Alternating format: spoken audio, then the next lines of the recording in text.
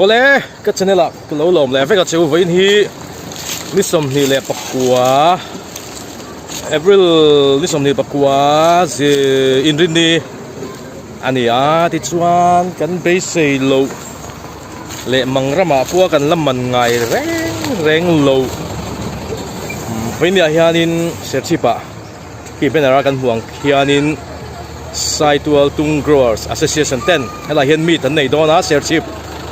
ki kon muna hian ti chuan vein ya hian chumi a chuan hei Jasmina zai turin anon som fenol maya chu hei kan vakal ania kan thleng chia amun ma te nuam ani ti chuan jing cho kan lei lowa ma ile tangwal ma enga kaltel boka ani chu an le lok na so Jasmina hoi thlanin lakwal vevel ni zai turin anon soma sership kan kal ve vanga zai thaveu tura ngai podang ti chuan in kan thleng pa ya in noi lama kan chukla jing cho kan lei lo wangin hela hianin hei nula fel tak ten chei min lo siam saka an tui don em hei ti chuan hela hian Jasmina te oma hei venia zai thiam an som han ni vet maya ini thingtlang train kan vakal ve vanga kan lai ve trep kan zak ve trep ani zai thiam sak tak mo ti chuan so kan ei khama he lai hian kan hun man tur ni a Jasmina ko la kan elo lo vel meka nuam do khop pe he heng program hi kan ban so hianin ten sol lama hiu pui lama kun kan bang le don ni ai po sai meka nuam piao tura kan ngai ani chuan hei hi ku chuan te ni ni zara hian voi ni hi kan ma theng phei ve ni an lo khop mai maya lo alta se nge mo ela ki tu rom va ko an malak na ni se om sia tak tak la nei box si lo wa ka tia ma ro chu kan throi tu te ka kan thur ve sia po ni se ya kan ni mu khom hi kan ruam han na te min ti lo tin sak tu lalpa ne na lom thu ma sai kan sai duwa le roti se ka dia chu tiang phap tu nan du pe ba min company te ne na kan in thun som na kan relation na chat to le Mizoram pun na thok tu abi takin tung chi na tui ho te ta na chuan a chat do na ba min tu na kan tung filter sa do te po khi ani na ta ka chuan a sampul kan chu thon thavek to a result po mi ron thon to a tha an ron ti to ma se kha kan du to ta lo ni kan filter to sa hi kan refill le vet do ni tu na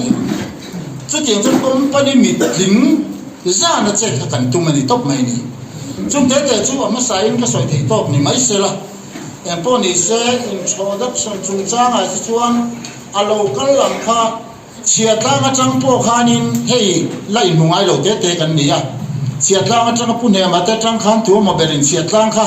ron pe ma yang cái bây giờ khá là cái chiang lẩu đấy nhà hàng thì bộ ăn làm được mà cái CEO mình thì chú cả hiện thì top mà nhà hàng chung cha thì bộ chú đây là cái quang chuan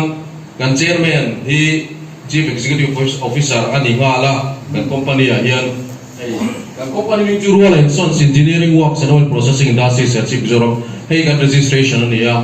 chuan tuna hian Ministry of Corporate Affairs hian registration nei kan tum le mek ani kha kan soi lang du pok ani chuan kan vice chairman kam joint CEO pular huai chuanga ma huaya ani chu ingse o me group vil tu kha ani chuan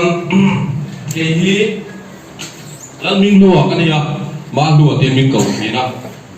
kan company hianin managing director in hei om don chuan secretary kan ga bokani chuan kan general manager finance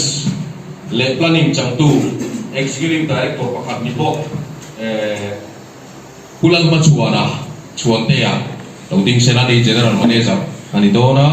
chuan DGM hi aom lova thil na nga boya general manager director hi ngomosat kan ne ya kan executive director te jingami pakhat loading le sela technical le service unit and call tu pulang nun enga ani hi loading le sela chuan bidang hi kan ongrem chang lo ani mai thei punta la fatu te engmaten boya kan soi ve tri manga human resource lawa hian langwarang lu puya oma chuan IT lama kan ED tur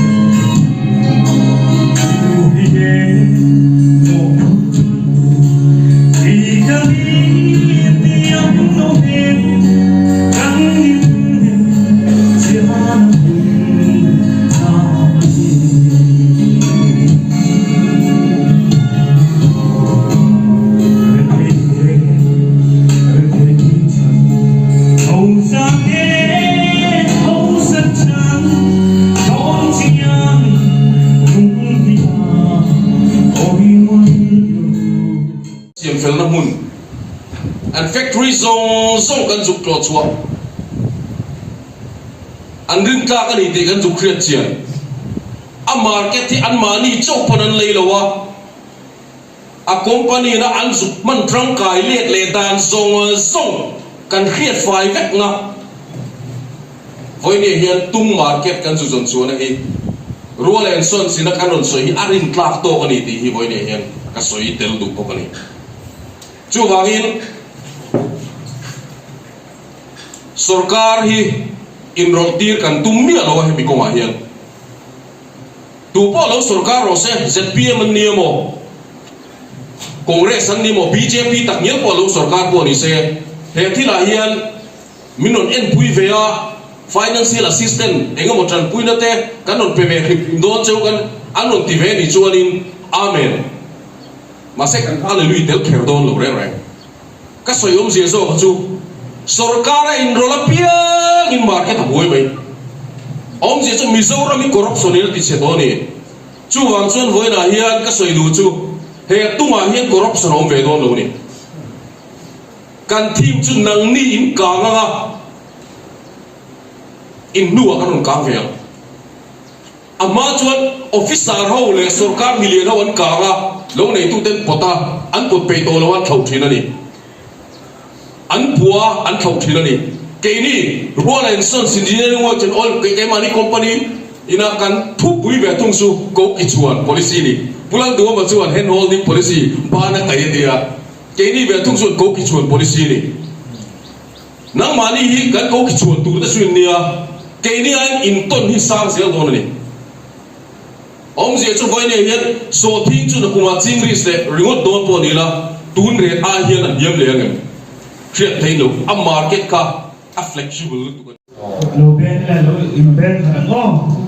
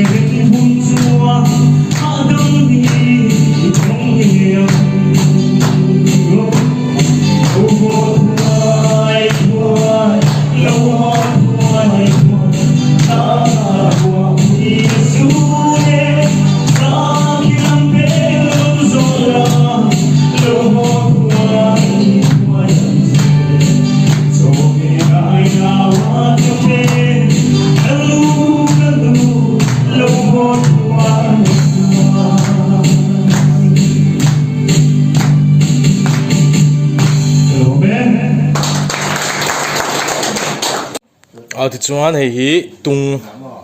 an herna a khol ber chu ni a pui khop mai then hi chun mani siam chop te ania kan voi khat mu na nia ti chuan helai hian hei a filter na a om le boka pui khop mai hei kan hmu ngai lo te veini chu kan va hmu ni hei filter na ho hi nia mà thế số company đủ nó là filter nó lấy lắm nó alas mà